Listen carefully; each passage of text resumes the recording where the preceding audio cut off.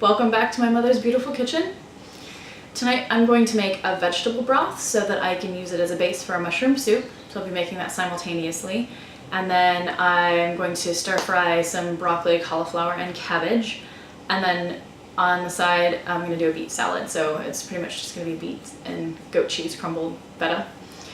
And I'll decide on a protein, probably cod. We'll see how it goes. My previous videos were longer because I had a lot more to introduce you to for the first time. But if you want to know how I chop so quickly, etc., check out the very first video. It's the longest, but check out some of my longer videos. I have chopped with the Vidalia chopper all of my onions and carrots and celery, and I'm just going to put those into water and bring them to a boil. And that will make my vegetable broth base for my mushroom soup. Next, I get my wok nice and hot and I put in a bunch of coconut oil, and I'm going to swirl the oil around, making sure to get a nice even coat all over, lots of oil all over my wok. Now I'm going to add cauliflower I just chopped up really quickly into florets. So they're just little, things size you'd want to poke with a fork and pick up. And then cabbage, I roughly chopped half a head of cabbage into, again, kind of bite-sized chunks.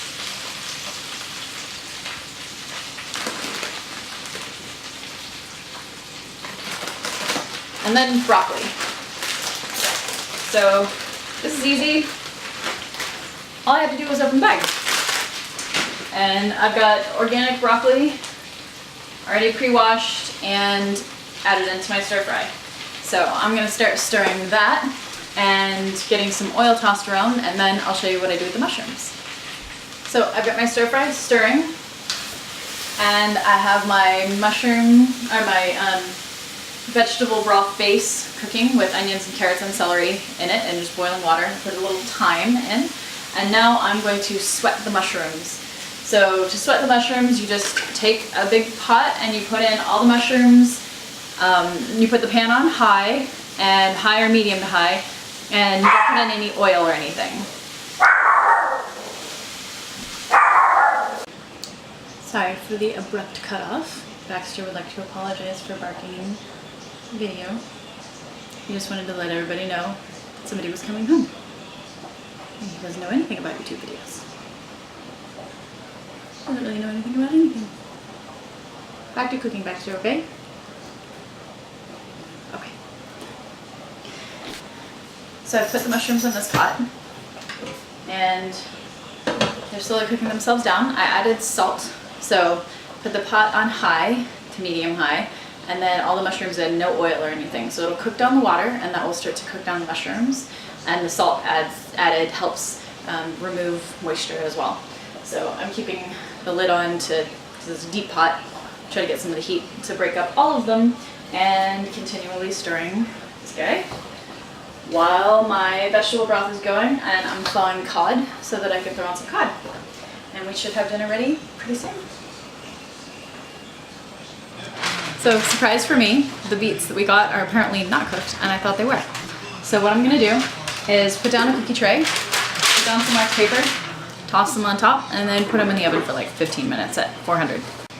The mushrooms are starting to get really cooked down and moist, releasing a lot of water, so I took the lid off, and I'm going to add in just some diced up garlic. So that I use the Vidalia slicer to dice up some garlic. I'm going to add that in. We really like our mushroom soup chunky, so what I do is first I puree the vegetable broth so that the veggies stay in there and they add to the veggie content and fiber of the diet, of the meal.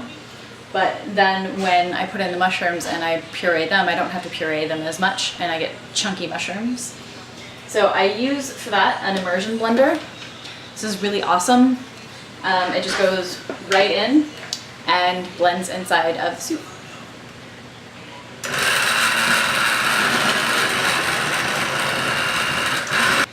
So now my vegetable broth, it's a little bit more vegetable puree, but I like it that way. It makes the soup a little bit more flavorful, has more vegetables in it. So that's all pureed, and I will just dump this cooked down mushrooms into that, and then puree that all by hand as well. So now that I've added the mushrooms into the vegetable broth, I'm just going to use my hand mixer and blend those mushrooms up into chunks. I don't want to completely puree it, which I could with this if I wanted to. We like it a little chunky, so I'm just going to put this in and blend.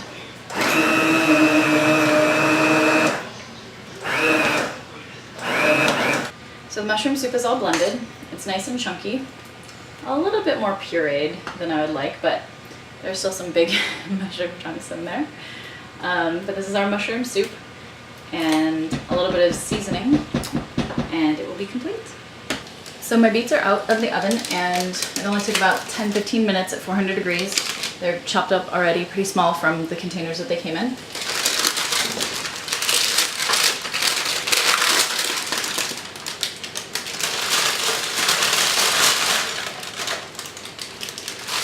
I'm just going to dump them into a bowl. And then I'm just going to add crumbled feta goat cheese. I'm not going to add it right now because it'll start to like melt and congeal, and I want it to like start doing that just before I serve it. But right now I'm just going to let it start to cool down. Here we are at my favorite part of the meal, the part where I get to make it all pretty on the plate and show it off and then eat it. So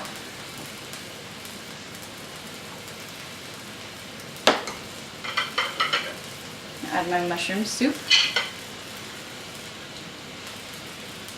my fish,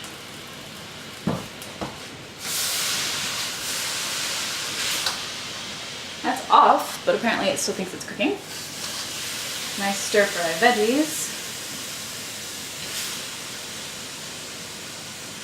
and then my beet salad.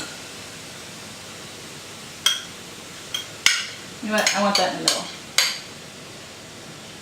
Move over, right there in the middle, beet salad, turning everything bright pink like my hair.